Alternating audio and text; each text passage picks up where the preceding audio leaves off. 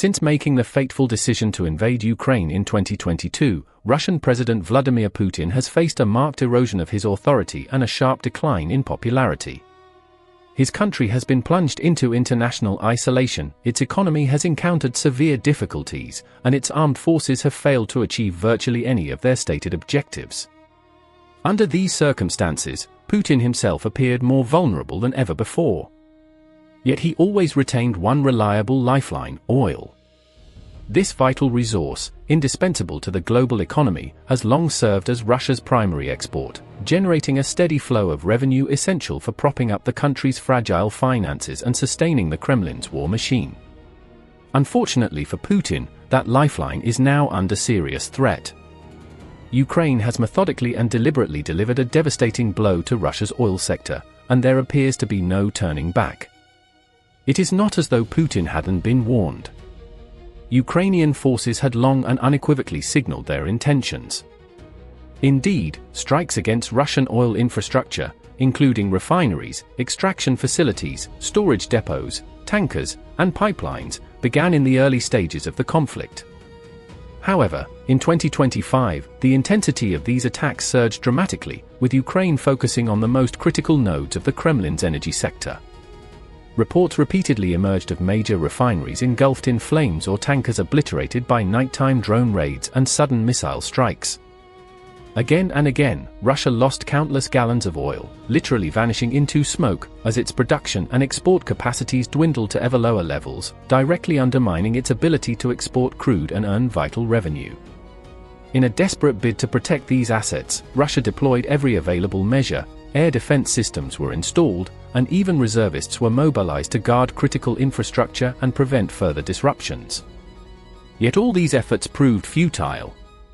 The attacks not only continued but intensified, with Ukraine escalating pressure on the cornerstone of Russia's economy. This culminated in what Reuters and other media outlets have described as the most severe oil supply disruption in modern Russian history. Statistics substantiate this assessment. Russian oil export capacity has plummeted by a staggering 40%, equivalent to roughly 2 million barrels per day. Those 2 million barrels, which Russia previously sold daily to countries worldwide and which generated enormous sums for its economy in an average year, are now effectively gone. This oil had fueled the Kremlin's war machine, enabling Russia to power its military equipment, pay soldiers' salaries, and produce more bombs, missiles, and drones to bombard Ukrainian cities. Thus, a vital, foundational source of income and logistical support has been significantly degraded by Ukraine. This did not happen overnight. It is the result of a sustained campaign involving a series of precise, targeted strikes that required expert planning and flawless execution. These operations, which intensified throughout 2025, have continued into 2026, with Ukraine consistently identifying new targets, devising plans to damage or destroy them, and carrying out those plans with ruthless efficiency.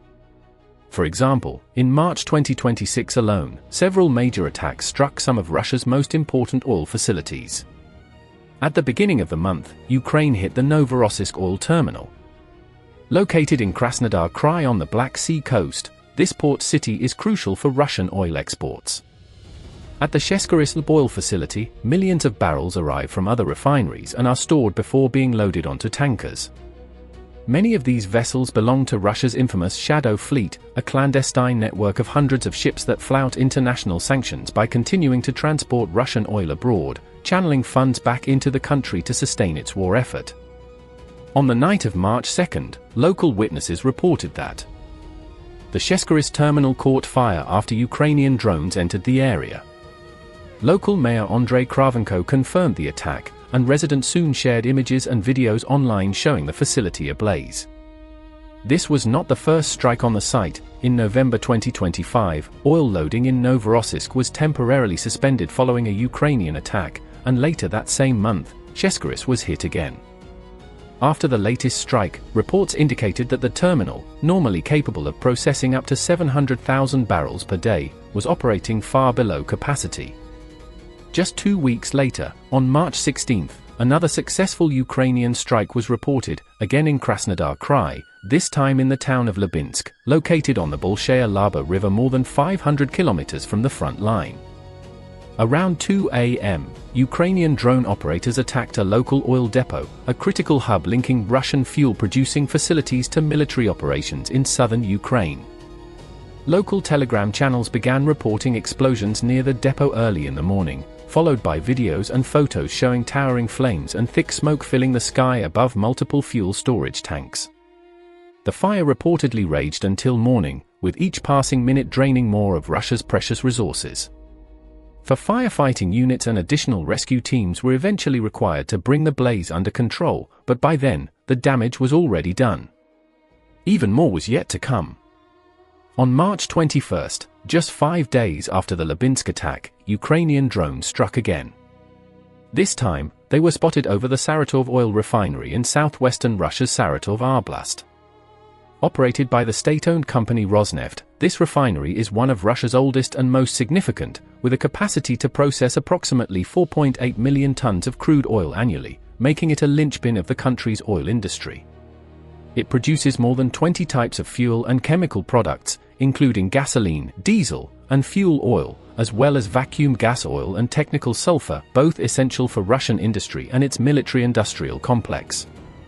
Unsurprisingly, Ukrainian forces identified it as a high-priority target from the outset of the conflict, launching more than a dozen strikes against it. The March 21 attack proved especially effective, completely halting the refinery's operations. According to the Telegram channel Ostra, citing sources within Russia's Ministry of Emergency Situations, the secondary oil processing unit and a large vertical storage tank were damaged. Additionally, a 10,000-ton diesel tank caught fire, with flames spreading across at least 400 square meters. Drone debris also damaged a nearby thermal power station. This success was the result of coordinated efforts by Ukraine's drone warfare units, including the 1st Separate Center, the 414th Magyar Birds Brigade, and the 413th Raid Regiment, working in concert with other branches of Ukraine's defense forces. Rosneft now finds its facilities, like the Saratov refinery, regularly sustaining severe damage, and the company is desperately seeking new ways to protect them. But all measures so far have proven ineffective. Nothing seems capable of stopping Ukrainian drones, which can strike anywhere, anytime, even deep inside Russian territory, where relative safety was once assumed. Yet worse was still to come for Russia. The final weeks of March 2026 brought even larger and more destructive strikes, placing the country's oil industry in its most perilous position in years. By month's end, Russia was in crisis, its ground forces continued to flounder without significant gains, as assault units were decimated by Ukrainian defenders, while its oil infrastructure suffered blow after blow from Kiev's drones. Then came the attack on the Primorsk oil terminal. Located in Leningrad Oblast near the Russian-Finnish border, Primorsk is Russia's second-largest Baltic port after St. Petersburg.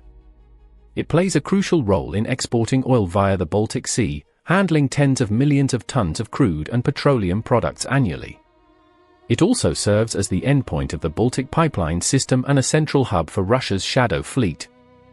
Many of these private tankers routinely enter and exit Primorsk, exporting Urals crude through unofficial channels and providing the Kremlin with an illicit yet lucrative revenue stream. Even minor damage to such a critical facility would have serious consequences for Russian energy exports and related infrastructure, but Ukraine had no interest in minor damage. Its goal was to set the port ablaze and inflict maximum destruction. On the night of March 23, Kiev launched a large-scale drone assault, with numerous UAVs heading toward Primorsk.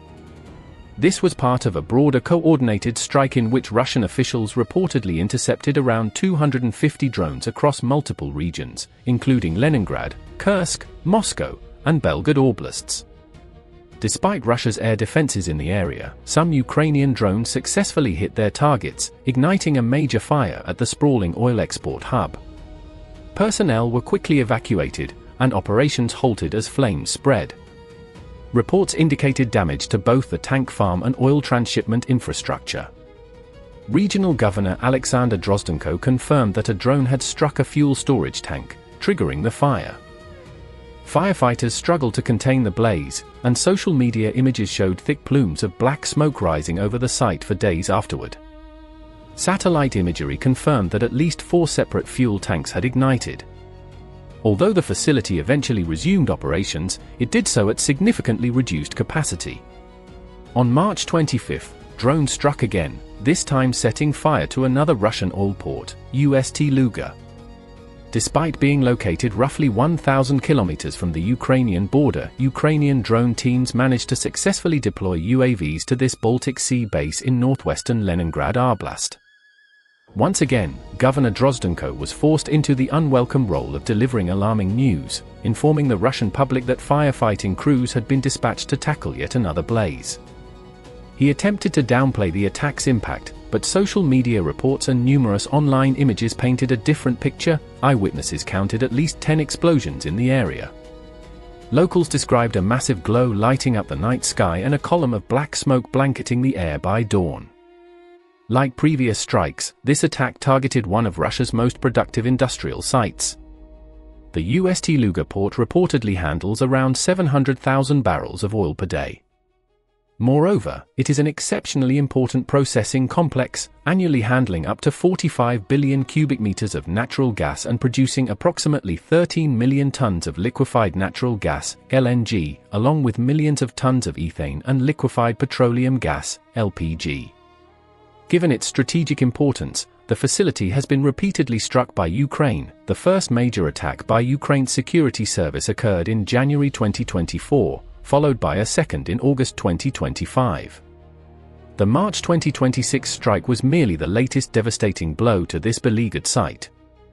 Various sources reported that the entire terminal, which also exports commodities like coal, grain, and fertilizers, was forced to halt all operations while firefighters battled the flames. In the following days, officials made strenuous efforts to restore functionality, but it may take considerable time before the port operates anywhere near full capacity. And unfortunately for Russia, the oil nightmare in Leningrad Oblast was not yet over. On the night of March 26, another large-scale drone attack occurred. This time, Ukrainian drones focused their strikes on one of Russia's largest refineries, the Kirishi oil refinery, Kinef, located near St. Petersburg, Russia's second-largest city. Owned by one of Russia's leading gas companies, the refinery can process up to 20 million tons of crude oil annually, making it the country's second-largest by refining capacity. It produces enormous volumes of fuel and petrochemical products used both domestically and exported to trading partners worldwide. On March 26, more than 20 Ukrainian drones struck critical infrastructure in and around the area, forcing Governor Drozdenko once again to address the public. As Russian governors often do in such situations, he attempted to emphasize positive aspects, stating that local air defenses had successfully intercepted various drones and noting there were no reports of casualties. However, he did acknowledge that an unnamed industrial zone had sustained some damage. Although Russia's Ministry of Defense boasted of shooting down around 125 Ukrainian drones in a single night, the country was simultaneously forced to suspend flights at several of its key airports, including Sheremetyevo in Moscow and Pulkovo in St. Petersburg. Such attacks will not cease. In fact, they are likely to intensify and become increasingly devastating as the war drags on. Early in the conflict, Ukraine had to focus overwhelmingly on defending its own territory and repelling Russian assaults. It lacked both the time and the resources to mount effective counteroffensives or possess the necessary long-range precision strike capabilities, such as drones and missiles, to hit deep inside Russian territory. That has now changed dramatically. Ukraine has performed something close to a miracle by building a domestic defense industry essentially from scratch. Hundreds of new companies have sprung up, designing and producing long-range missiles and innovative unmanned aerial vehicles robust enough to cripple critical Russian infrastructure. Ukraine's armed forces have also grown far more adept at repelling Russian attacks along the front lines, developing and implementing highly effective tactics, such as the bait-and-bleed strategy, in which Russian units are lured into lethal traps and then annihilated by coordinated drone strikes and artillery fire from surrounding positions. This growing defensive competence has finally freed Ukrainian forces not merely to conduct sporadic retaliatory raids into Russia, but to launch a sustained, coordinated campaign of deep strikes targeting the Kremlin's most valuable assets and infrastructure. Pipelines, oil refineries, tankers, ports, and other strategic facilities are now being systematically identified, attacked, and destroyed. Even if Ukraine lacks the firepower to obliterate these targets completely, every bit of damage, no matter how minor, adds up.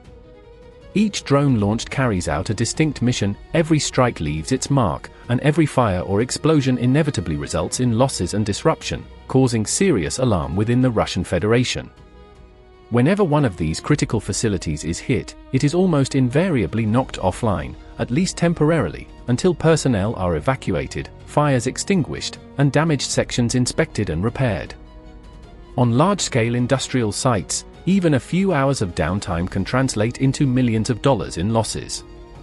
That is why Ukraine's demonstrated ability to disable multiple refineries for several consecutive days has a genuinely significant impact. These operations strike Vladimir Putin and his inner circle precisely where they are most vulnerable, their financial interests. Each attack inflicts measurable harm on Russia's economy, making it harder to generate the revenue needed to sustain the war effort. With Russia already struggling to recruit new soldiers, suffering unsustainable casualties, and failing to achieve any meaningful battlefield gains, Putin's position grows increasingly desperate. He is now trapped in a war he cannot win, facing an adversary that grows stronger by the day. His country's economy is in dire straits, many of his former allies have all but abandoned him, the international community continues to isolate his people and punish his oligarchs, and the one lifeline he has clung to so desperately, Russia's thriving oil industry, has now reached its weakest point. For Ukraine, this strategy of destabilizing Russia's oil infrastructure is clearly paying off. President Volodymyr Zelensky has repeatedly stressed that dismantling Russia's oil sector represents the most immediate and effective way to bring the war to an end, and available evidence strongly supports his claim. If Ukraine can maintain or even escalate the tempo of these attacks, by deploying more drones or potentially launching missile strikes, Vladimir Putin will soon face an unavoidable choice: either withdraw his forces or watch his country descend into chaos and ruin.